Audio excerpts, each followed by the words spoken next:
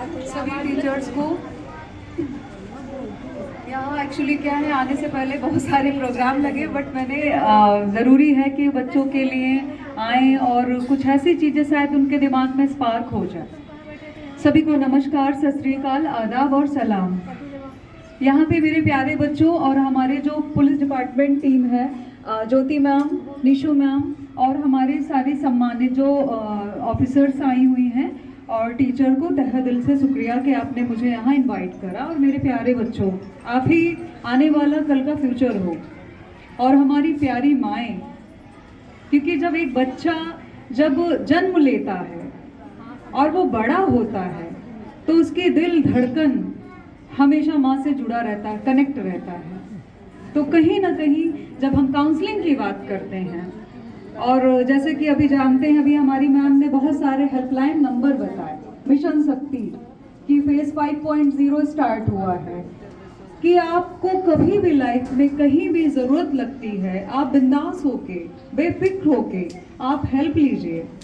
हमारी पूरी टीम है। उत्तर प्रदेश सरकार श्री माननीय योगी आदित्यनाथ जी काफ़ी तरीके से, हर तरीके से, और ख़ासकर जब उत्तर प्रदेश की क्राइम में बात करते हैं तो यहाँ पर बहुत हद तक महिलाएं, बच्चियाँ सुरक्षित हैं। दूसरी बात, अभी बच्चों ने बहुत अच्छा स्वागत गीत प्रस्तुत किया और हरियाणवी जो डांस है, ये तो क्लैपिंग फिर से होनी चाहिए।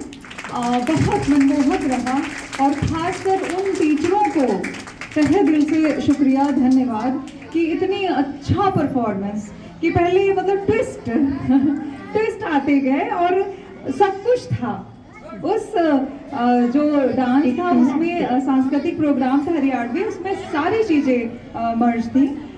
और मैं कहना चाहूँगी और बताना भी चाहूँगी कि शुरुआत बेटी बचाओ बेटी पढ़ाओ, हमारे प्रधानमंत्री नरेंद्र मोदी जी, हरियाणा से ही शुरुआत होती है, क्योंकि लिंगानुपात बच्चियों का कम रहा तो मिशन शक्ति का इससे बड़ा कोई उदाहरण नहीं हो सकता है। और आज के डेट में लड़का और लड़की का लिंगानुपात काफ़ी हद तक सही हुआ है, हरियाणा में भी सही हुआ और भी चीज़ें सही हो रही हैं। अब हम बात करते हैं थोड़ा सा काउंसलिंग की। तो आज के टाइम में क्या है कि हम 21 सेंचुरी में जी रहे हैं, 21वीं सदी में जी रहे हैं, लेकिन जो हमारी पेरेंटिंग है, जो परवरिश है, वो 20वीं सदी की है। तो काउंसलिंग बच्चों की नहीं ज़रूरी है, पेरेंट्स की ज़रूरी है। कोई बुरा भी ना माने,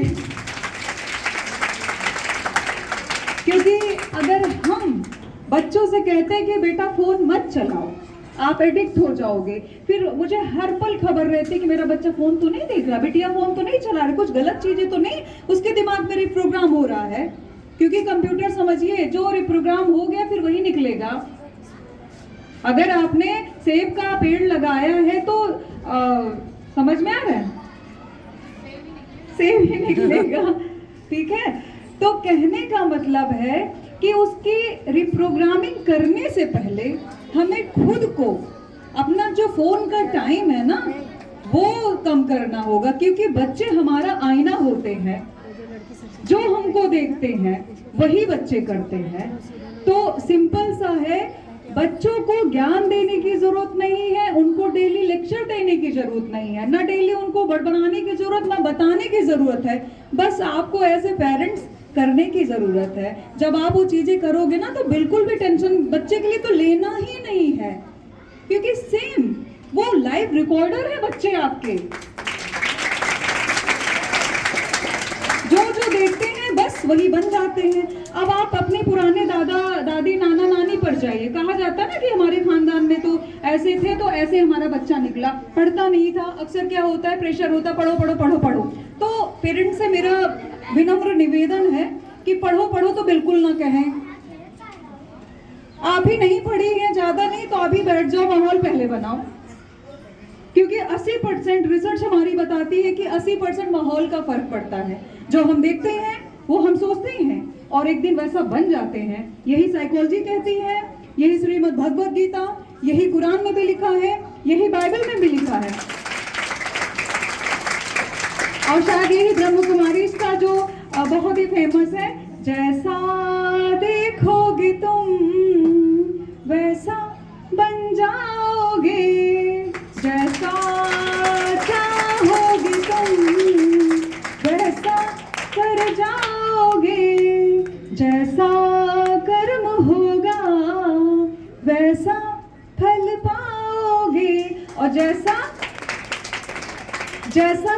खाओगे, बर्गर बर्गर पिज्जा जो भी, वैसा मन होगा, जैसा अन्न वैसा मन। तो जैसा खाओगे तुम वैसा बन जाओगे।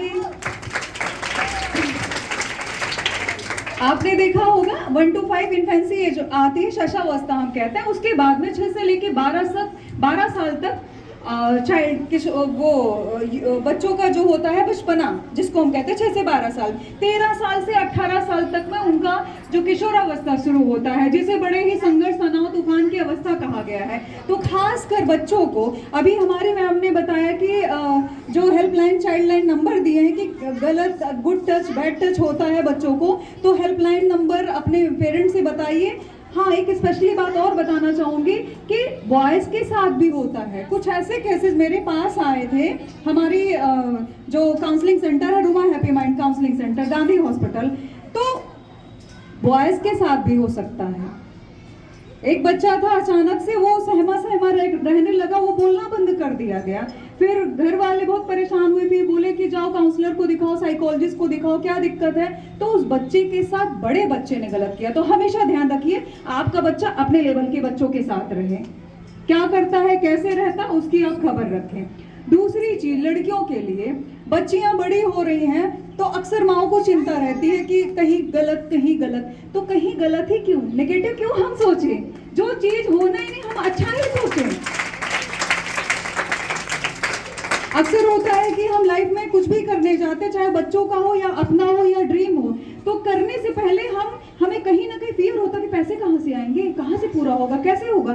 तो जो चीजें ना है उसको सोचना ही नहीं है, बस होगा।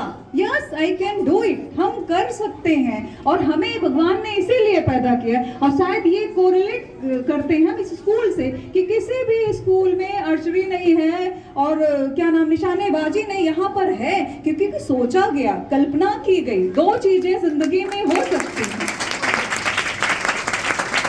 ध्यान से सुनिएगा, 2 चीजें जिंदगी में हो सकती हैं। एक हमारे दिमाग में होती है, एक जमीन पर होती है। जितने भी इन्वेंशन हुए हैं सबसे पहले दिमाग में हुए हैं। जब बिजली का बल्ब बना तो एडिसन ने क्या किया था, बिजली का बल्ब दिमाग में बनाया, फिर बाद में उसको प्रैक्टिकल किया। तो अगर आप यहाँ कर लेते हैं, सपोज दैट नींबू खट्टा है, सोच के पानी आ जाता, मेरे तो पानी आ गया हाँ, तो जब वो हो सकता है तो, और पैसा भी नहीं आड़े आएगा। अगर किसी को लगता है कि हाँ, हमारा बच्चा डॉक्टर नहीं बन सकता, हमारा बच्चा ये नहीं बन सकता, हमारा बच्चा वो नहीं, आपका बच्चा सब बन। आप सपने तो देखो, शायद एपीजे कलाम ने इसीलिए कहा था, सपने हमेशा बड़े देखो, खुली आंख से देखो, तभी आपके सपने सच होंगे। ऐसा नहीं कि फाड़ फाड़ के देखो, मतलब खुली आंख का मतलब है कि सोचो, उसको जियो। डॉक्टर बनना है तो डॉक्टर की तरह रहो, टीचर बनना है तो टीचर की तरह चलो, आईएएस बनना है तो आईएएस की तरह चलो, हमारे मैडम की तरह अधिकारी बनना है तो उसकी तरह रहो। फिर एक दिन आप बन जाते हो। कोई बच्चा किसी को नहीं बनाता है, आप अपने फ्यूचर के खुद डायरेक्टर हैं। आपके अंदर इतनी ज्यादा पावर, आपको खुद नहीं पता। जैसा कि हनुमान जी को हमेशा याद दिलाना पड़ता है कि आपके अंदर बहुत ताकत है। और शायद मेंटल हेल्थ अवेयरनेस इंटरनेशनल कल है भी, तो थोड़ा सा मैं बता के जाऊंगी कि हनुमान चालीसा सोने से पहले पढ़ने से हमारी मेंटल हेल्थ बहुत अच्छी रहती है। और भी कम्युनिटी की बात करें तो सूर्य मुजम्मिल पढ़ने से हमारी सेहत बहुत अच्छी रहती है, मानसिक स्वास्थ्य। तो इन चीजों को आप पढ़ें, क्योंकि आज के टाइम में क्या है, एजुकेशन है बट तहजीब अदब की कमी है, मोरलिटी की कमी। वो संस्कार खो गया जो दादा के माध्यम से मिलता था, दादी के माध्यम से, नानी के माध्यम से। तो उसकी जरूरत है। खुद आप कनेक्ट होइए, बच्चों को भी बिठाइए, वो वाइब्रेशन पूरे घर में जाएगी। दूसरी बात, आपके बच्चे, आप आते हो जाते हो बाहर, तो जब नहाए ना, तो नहाने वाले पानी में थोड़ा सा नमक डाल दें। जितने भी टॉक्सिक है, निगेटिविटी है, वो सारी चीजें हट जाएंगी। एंड द लास्ट, अब क्योंकि और भी प्रोग्राम्स लगे, मुझे जाना है। धीरे धीरे हम मरने लगते हैं जब करते नहीं कोई सफर, पढ़ते नहीं कोई किताब, तब हम धीरे धीरे मरने लगते हैं। इस पोएम पर नोबेल प्राइज मिला था।